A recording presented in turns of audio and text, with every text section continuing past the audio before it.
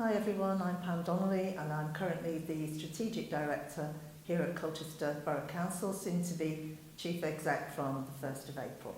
As a child, what job did you want to do growing up?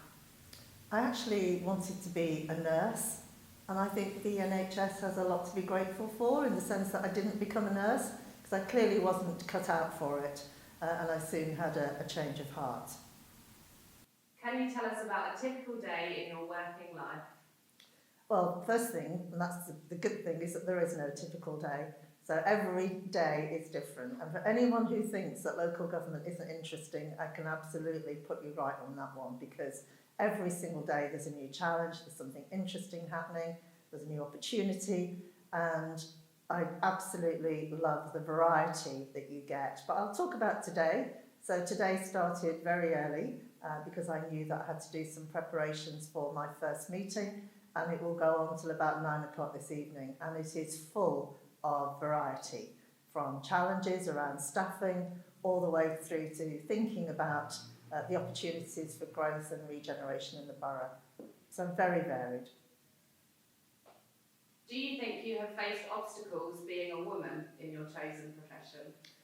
The simple answer to that is no. And if I have, then I'm not sure I've known where they are or what they are, and therefore I've probably either worked around them or got over them. But from a personal perspective, no, I don't think I ever have.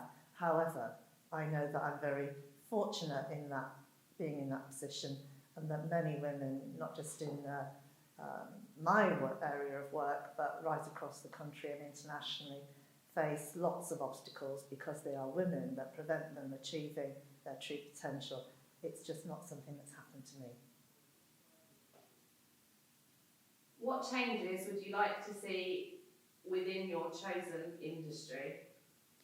I would like to see local government promoting local government as a career for young people coming forward with their own thoughts about what they're going to do with their life, because I don't think we do a particularly good job in, first of all, giving an indication of the variety, as I've just said, that's involved in the role. And I don't think we do enough to press home the opportunities there are for individuals, first of all, to have a great career and some wonderful opportunities, but perhaps more importantly, to have an impact on the community in which they live. So I'd like to see local government, waving the flag for local government as a career option. What advice would you give to anyone wanting to enter local government? Well, first of all, I'd talk to someone who already worked in local government, and I'd be happy to talk to anyone about the opportunities that they can develop for themselves. So I think it's a good idea to do some research, talk to people that are already working in the sector at a variety of different levels, and come and have a look. What future goals do you want to achieve in your career?